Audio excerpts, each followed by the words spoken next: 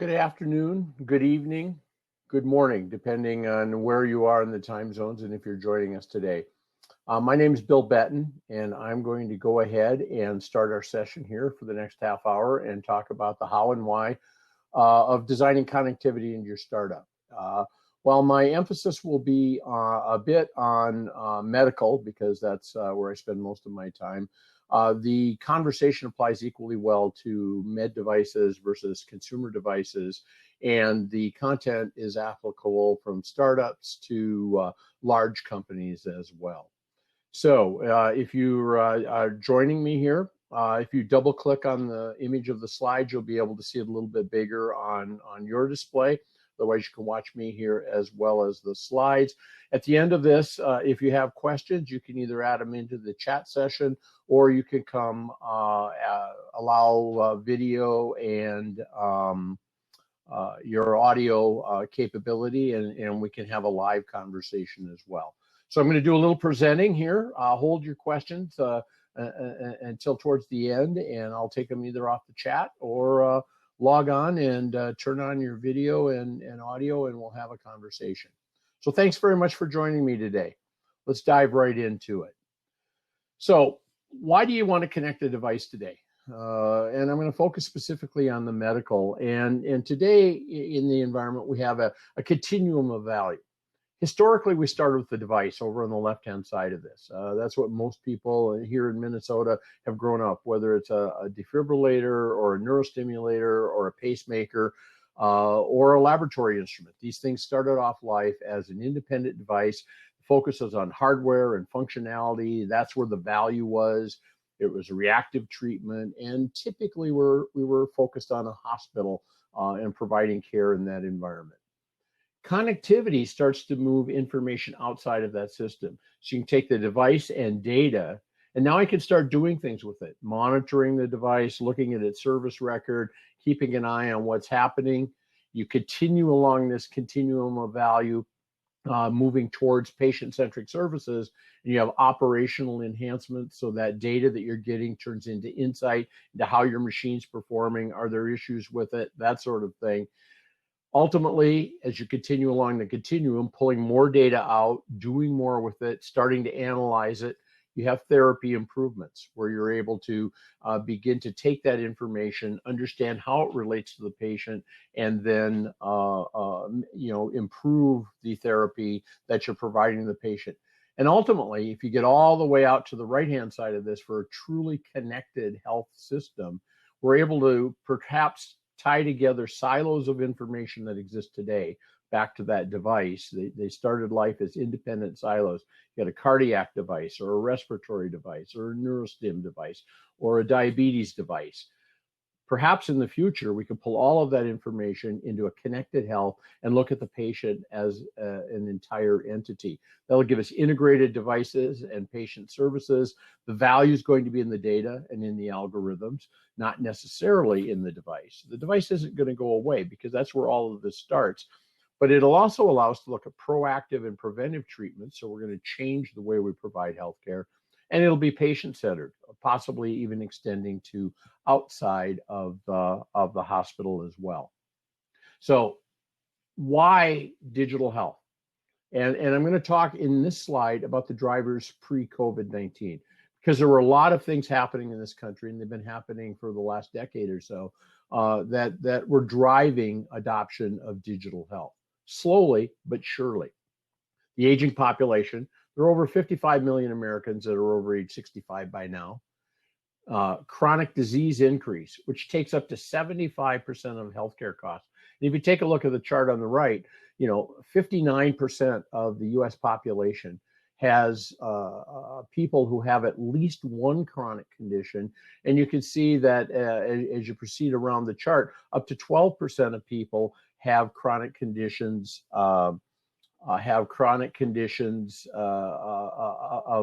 or more conditions. So we're living longer with a lot of interesting diseases at this point in time.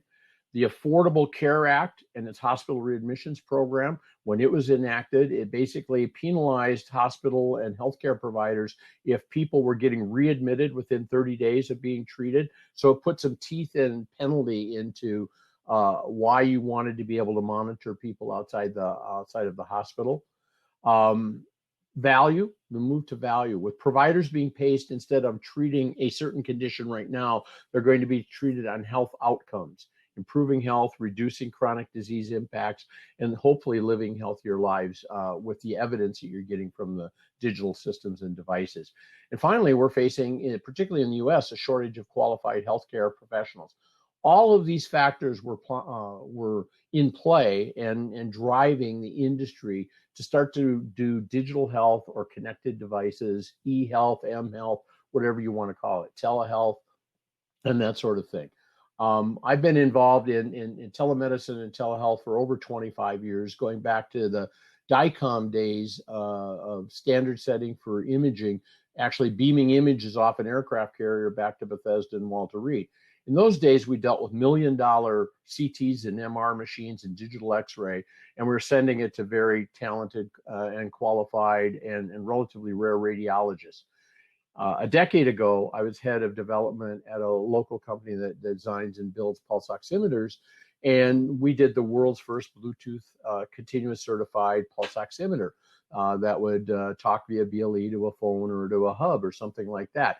There you're talking about devices that might cost a couple $100, and you're integrating those together. And so today I can get a blood pressure cuff, a weight scale, a pulse ox, a temperature system, and tie that information together. So we've been evolving over the last 25 or 30 years, but we really haven't gotten there yet. But these are the factors that were driving us. Now, what else is driving us? The growth of the medical Internet of Things market is expected to grow from 41 billion in 2017 to 158 billion by 2022. And since these projections were done, we've had the impact of COVID-19, and I'm going to talk about that in just a second.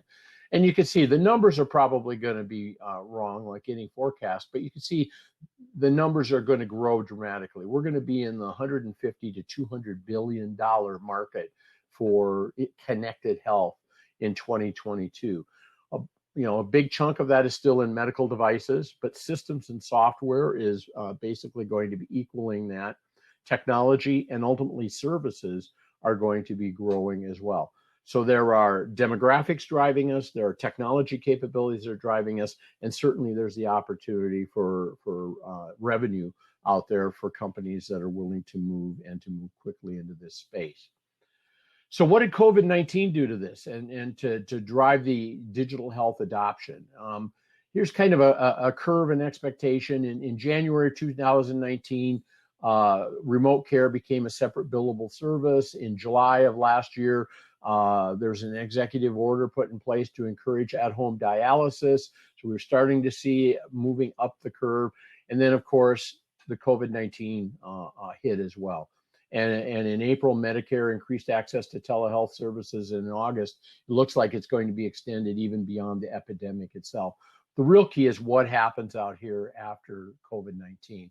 This was a survey done in April of this year, and it was looking to share patients that were treated via remote or telehealth at various points of this pandemic. At best, 16% were being treated before the pandemic. 57% in April, 64% were expected. Actually, I've seen numbers now that were suggesting that it was going to be closer to 80 or 90%. And then what happens afterwards? The expectation is we're going to fall back. And 25% seems to be a number I keep hearing about. And so we'll be running at a higher level than we were before, but certainly not running at the peak. And by now, most of you have probably had your own interactions with the healthcare system and telemedicine visit to the doctor and that sort of thing. So it's going to increase. The big question will be, do we go back to the way it was and used to be? It's my contention and belief that we're not going to go all the way back, but there certainly will be some retrenching, because there are just some things that doctors need to see you in order to be able to diagnose and take care of. So What's the promise of connected health? Why should you be connecting your device? And if you're a startup company and looking at, here's my new thing and my new technology, you're probably enamored of the device and its capabilities and what you're going to do. But I encourage everybody who's designing hardware or software today to think about where you're going to go with the information, what's going to happen. The promise of connected health, there's benefits for the patients. Let's just say improved health outcomes and quality of life. So we all benefit from what's happening now, whether it's not getting into the hospital or being taken care of better when you're there. Benefits for care providers, because they're going to have a better vision of you as a patient. They'll have access to more and better data. They'll be able to monitor you. Today, one of the biggest problems we have is adherence, whether it's adherence to taking medication or adherence to doing your exercises or adherence to getting out and walking, whatever it is. The physicians would have a capability to take a look at that and monitor what's happening. And of course, if they can keep us out of the hospital, it reduces overall healthcare costs because they don't have readmissions problems or anything like that. Benefits for insurance payers, at least in the U.S. If anybody's watching from outside the U.S., your dynamics might be a little bit different. But here in the U.S., the insurance payers will have better visibility on our patient compliance practices. They're interested in making sure we're doing the right things to recover as well. And to some extent, they demand accountability from patients. And, that's part of the pro and con of having an ability to do this. We've all probably seen the ads for put this device in your car and it'll monitor your driving habits and will reduce your insurance costs if you drive wisely. In the same sense, if you do the right things and monitor your health and do that, you could have benefits not only from just being healthier, but also from the perspective of lowered premiums and healthcare costs. And finally, for those of us in the med device space, I've been developing products for over 40 years, with much of that in the medical world. There are benefits there as well, because we can start to use real world evidence to understand and show how well our products work.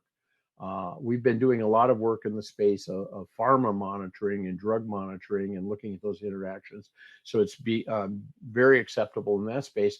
But even in the med device space, the FDA is requiring tracking of the devices, knowing how well they're working, and showing real world evidence. So we're going to be able to do that in ways we haven't done it before. And we can also speed development of products to market that are effective because they can gain reimbursement, they can get good pricing, and that sort of stuff. So there are benefits all the way around for everybody associated with it if we share in the benefits of that. So real quickly, what is a connected medical Internet of Things? And this is one view that I find particularly useful. There's the sensors. Could be a med device. It's not necessarily a sensor. It could be a pacemaker. Pacemaker has been connected for years in terms of being able to provide information about the patient out to the provider, the med device company, as well as the doctors. Typically, that device is connected then. BLE, Wi-Fi, that sort of thing are very popular today. There's another intermediary interface, a gateway of some sort. Sometimes it could be a cellular connection, it could be Wi-Fi, it could be LoRa.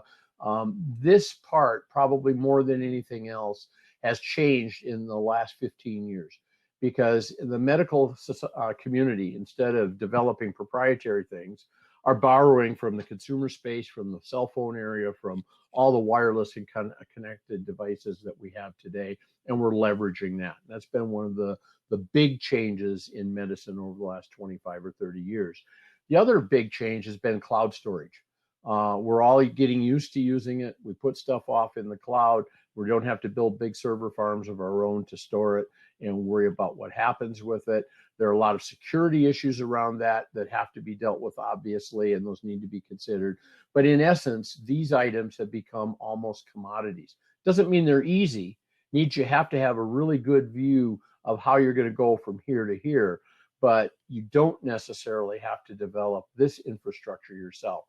One of the key areas then that is really going to lend itself to, I think, really burgeoning area of applications and skills needs is in the area of analytics, Because if I gather all this information, now I have to go do something with it. I have to pull it together, look at it, and then make it available to the variety of users. And we'll have users using the information that haven't done it before. So that's kind of the why. Why do you want to connect your devices? And now I want to talk about the how and what you have to take into account when you're actually looking at designing the devices. First thing is you have to think about the intended use. And for those of you who are medical practitioners, you know what that means. What are you going to do with the device? That leads to what kind of data you're going to collect. So what kind of sensor do I need? Where's it going on the body? Is it inside? Is it outside? Architecture. Am I analyzing things locally and just beaming results to the cloud? Am I, distributing that, or am I calculating the information in the cloud? If I want real-time information, if I'm worried about alarms and life support and that, I need decision-making made as quickly and easily as possible. If I'm analyzing the spread of pandemics, for example, a very popular area right now for evaluation, I might be able to wait a day or two to look at the information, look what's happening. Connectivity, is it going to be wired or wireless? Are you going to connect via Wi-Fi, cellular, Bluetooth, run a wire to it, whatever, and that drives your design decision. Power, you're plugging into a wall, is it battery, is it energy harvesting? Just read some great articles from University of California at San Diego, looking at harvesting sweat, the energy in sweat to be able to drive microcircuits implanted in the body. Very interesting technology. The user experience, look and feel, the displays, the interaction, who's going to be using it. In the traditional days, we had doctors and trained personnel at the hospitals which would use the product. Today, it could be sons, daughters, loved ones, uneducated, or people who aren't professionals in the healthcare world working to support an elderly parent or an elderly patient. And then, of course, regulatory, FDA and FCC. This is just a quick example of analytics. Different people want different things from the sensors and what's there. Analytics takes that raw data you collect into the information that someone wants. Whether you're an ACL patient and you want to look at what's happened to you, you've had your leg reconstructed, they could do the processing in the cloud. There's the processing in the device. The doctor wants to look at this amount of information, and the coach wants to look at how you're performing and what's going on as well. Just a simple example of where the information could be going.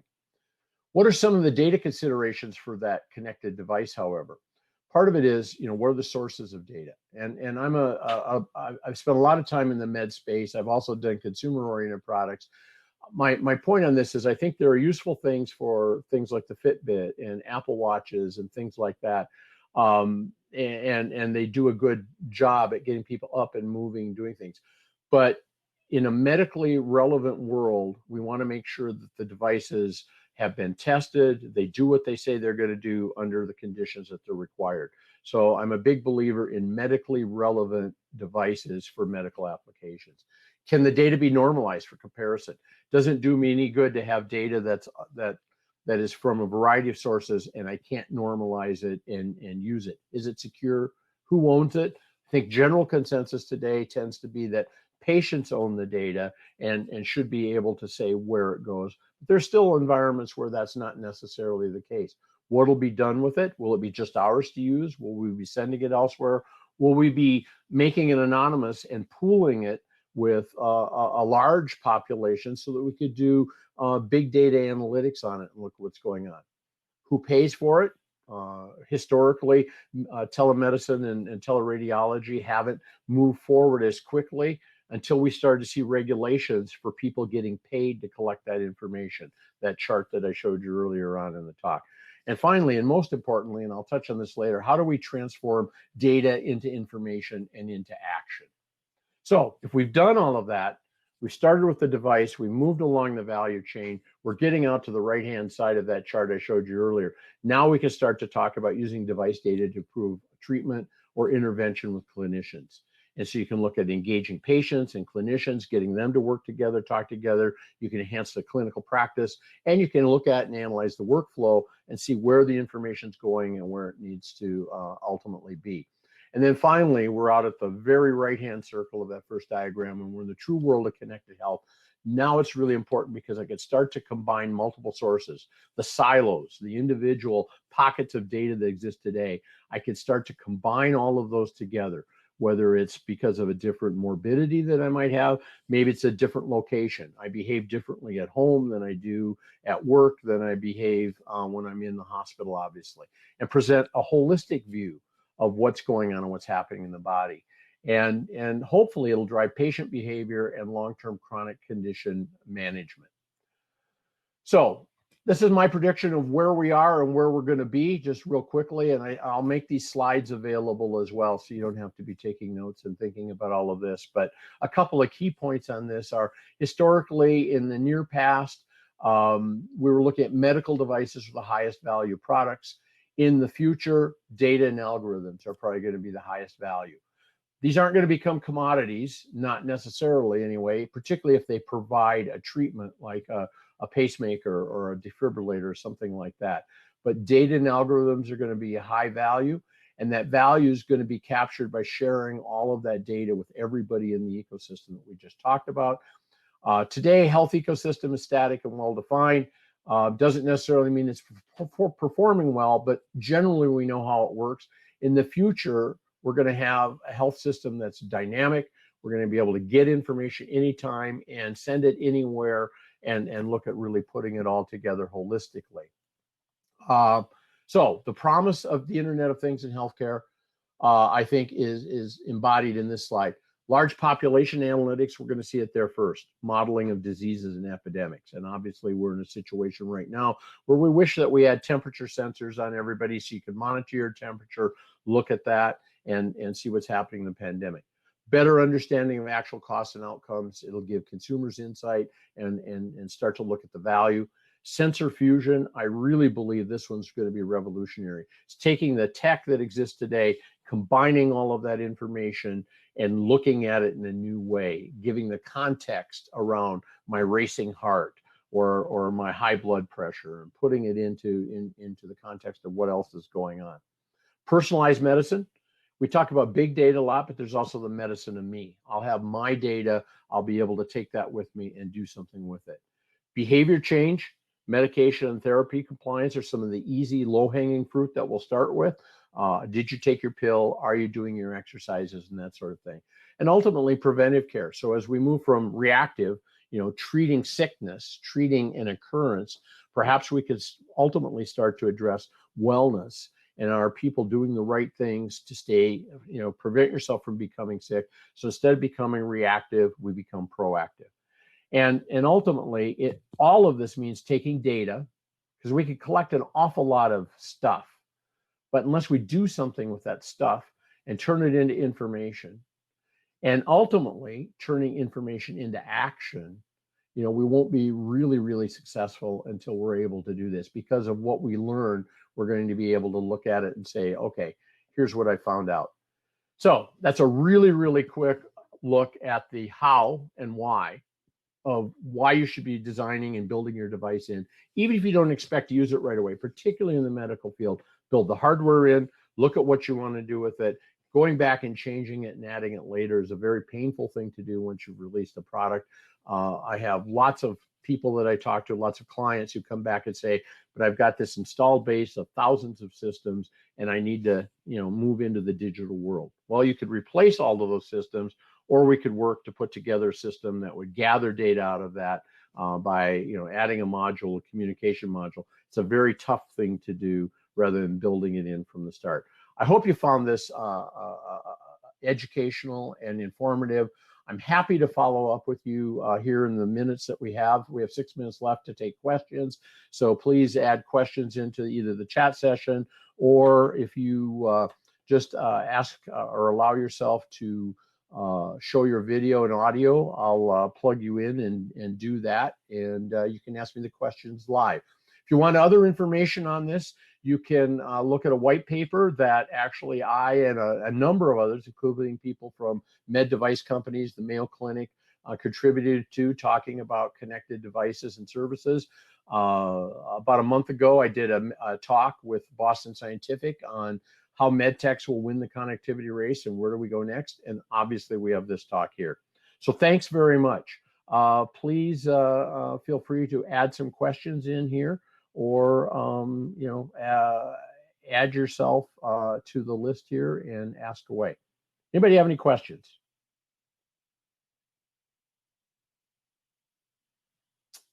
Please use the chat thing. I don't see anybody who's popped on and added on to the session. Hopefully I've got this new tool running right, but any questions, any comments? I can talk on and on. So, all right. Mark, did you have a question? I saw you pop up. Well, I was just, thanks for your presentation. And I'm aware that the Aura Ring out of Finland is now being tested by a study in San Francisco State University, I believe is the organization that's doing the test. But you mentioned about having temperatures. They're actually looking at a gradient that predicts COVID, for example. One of the things I've seen in the time here, every startup and even some established companies have pivoted towards COVID, rightly so, to try and address that. So I'm not at all surprised. It does take me back to the mood rings of, I think, the 70s or 80s, whenever those were. But there's a lot of good work going on in the fundamentals. I'd say today we're pretty close to having wearable devices that can do a lot of the fundamentals: ECG, blood pressure, temperature, pulse ox, that sort of thing. But we haven't really combined it yet in a great way that makes it usable and gets that information out and around. So, it's still evolving. And for COVID, that other factor is the pulse oximeter, because if you're not getting oxygen, you can't make good decisions. Exactly. And one of those things, so they've been outselling those things, I know, on the internet widely.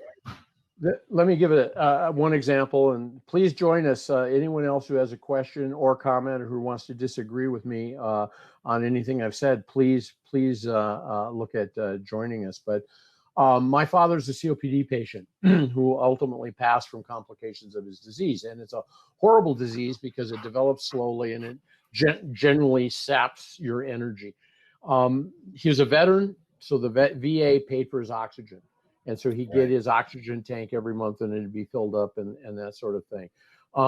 But he had no means. He'd do what most of us do when we go to a strange hotel. You get in the shower, the first thing you do is crank it way over to hot, because you know it's going to come out cold and you're going to spend some time. You spend a bunch of time adjusting it. That's what he did daily with his oxygen.